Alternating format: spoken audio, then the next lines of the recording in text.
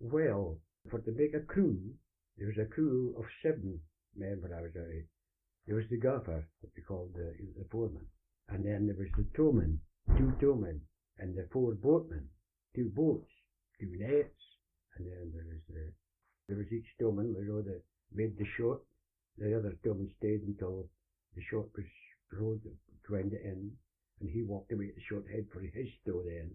See, time about, down about, and that's where they went on, just with putting in the shots, see.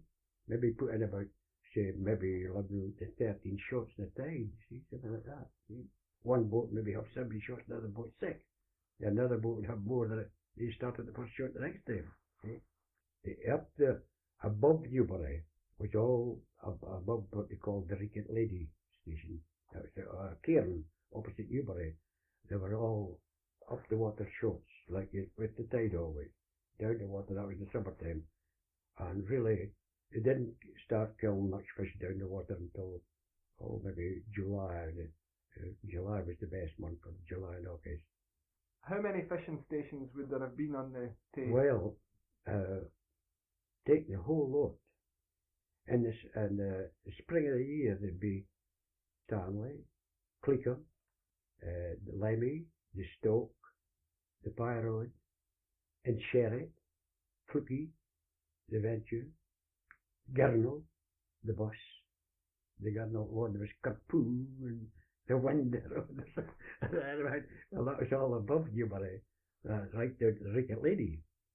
And then below that again started the Huggies, the Bells Bank, Bank Beach, the Doukit, the Tays, the Scott, the Deal, Dominant Den, Cliff Point, Corby Den, Bark Hill.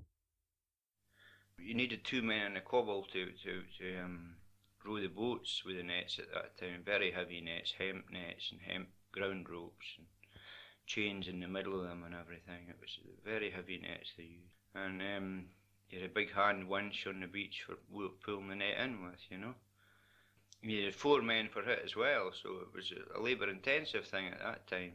What you called the spate net, when there was a lot of water running with the really heavy ropes in it. They'd weigh nearly 600 weight, some of them even heavier.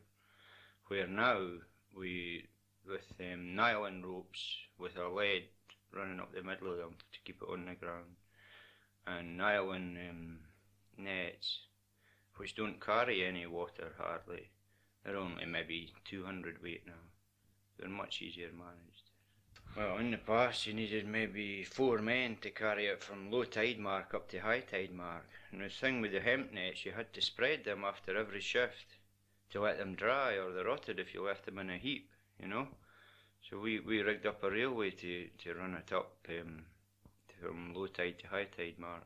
The old handbarrows that you carried, net on, and it was just like a platform, something like a ladder, only a bit wider, with handles at either end that you spread the net on, and 2 men or 4 men carried it, But we still use them yet, but as I say, the nets are much lighter now. What about the tools they used for killing the fish? It was just anything, a piece of wood about a foot long or 18 inches long, about 1.5 inches diameter, And they either called it an abbey or the priest. Usually ash, usually cutting a bit of ash out the bank, and made one.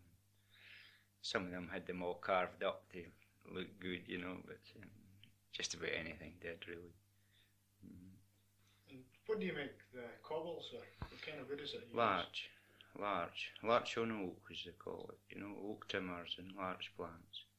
They're the best. You get fiberglass ones to buy now, which are okay if it's a calm, nice day, but if you get a really windy day, they overturn. Where the old wooden cobble, it would never overturn.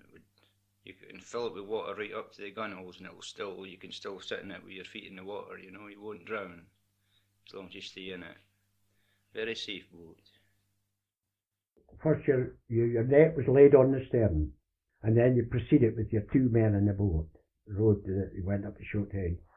Your towman came up and took the tow, and away you went to make the short. And depend on the size of the water. If the water was fast, you kept up a bit in the hand end till about the bags, then wheeled round over your forehand, and then a bit at the staff, and down the side with your ropes. Going down the side with your ropes controlled your net a bit, you see. But after the staff went off, see, then you went in and attached that to your windlass, 4 of you on the windlass, you know. The boatman put one hand on, and the gaffer and the other towmen, they were on the back of the winch.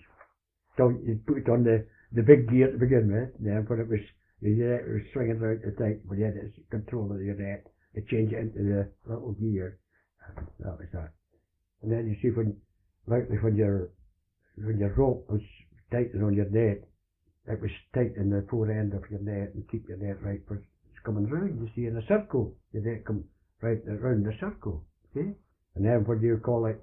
After the staff came ashore, you waited until your net swung round, so it'd be easy to hail then, see?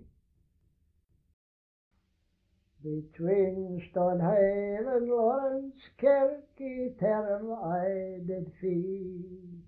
'Twas to a wealthy farmer his foreman for to be. To drive his 12 horses either in cart or plough, for it's anything I took in hand I very well could do.